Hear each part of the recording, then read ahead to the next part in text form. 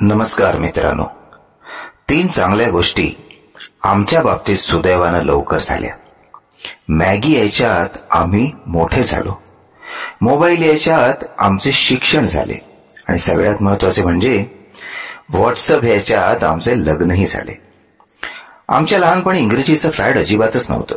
ABCD XYZ याचा संबंध फक्त शाळेत गेल्यावर आणि तेही इंग्रजीच्या तासालाच. आणि आता APV माझा, CID, MRI, एक्स-रे, ब्लड, काही विचारू नका. आमच्या लहानपणी this is Gopal and that is Sita ही 2 वाक्य 5वीत गेल्यावर वाचता यायचे तरी घरी जबरदस्त कौतुक व्हायचं. आई लाडानं जवळ घ्यायची आणि मायेनं मोका घ्यायची. आई लेकराला इतक्या कौतुकाने पाहायची की त्या पोराला एकदम कंडक्टर झाल्यासारखं वाटायचं. अहो, कंडक्टर याच्याचमुळे की आमच्या लहानपणी एखाद्या पोराला मोठ्या माणसाने विचारलं, हा काय रे बाळा, मोठेपणी तू काय होणार, असा प्रश्न विचारला की ते पोट्ट हमखास म्हणायचं, मी मोठेपणी कंडक्टर होणार किंवा पोलीस होणार. तुम्हाला खोटं वाटेल, मॅट्रिकचा निकाल लागल्यावर तुला पर्सेंटेज किती मिळाले असा प्रश्न कोणीही विचारत नव्हतं. फक्त एवढंच विचारायचे, पहिल्या झटक्यात पास झालास ना, आणि आपण हो म्हणताच अख्ख्या गावाला आनंद व्हायचा. म्हणजे पहा, सुखाच्या, आनंदाच्या, मोठं होण्याच्या कल्पना किती छोट्या होत्या.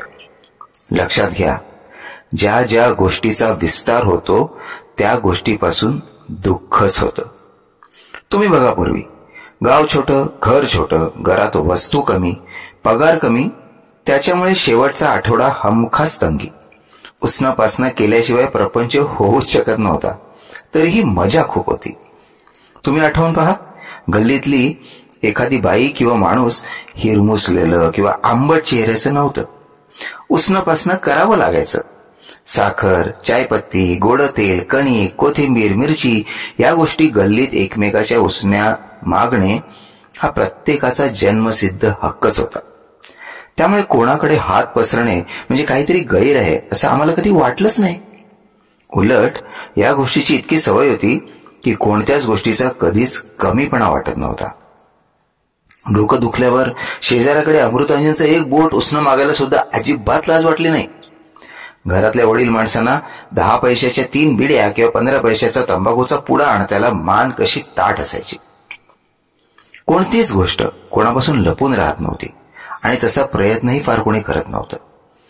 गल्लीतल्या एखाद्या पोरीला पाहुणे पाहायला येणार ही बातमी लपून राहूच शकत नव्हती, कारण शेजाऱ्या पाजाऱ्यांकडून पोह्याच्या प्लेट, चमचे, बेडशीट, तक्के, उशा, दांडी असलेले कप आदी साहित्य मागून आणल्याशिवाय पोरगी दाखवायचा कार्यक्रमच होऊ शकत नव्हता. आणि मित्र हो, हीच श्रीमंती खरी होती. ते आत्ताच कळते. आणि हल्ली शेजारच्या मुलीचं लग्न होऊन जातं तरीही कळत नाही. जेव्हा स्टेटसवर डान्सचा व्हिडिओ येतो तेव्हा कळतं, अरे लग्न झालं वाटतं.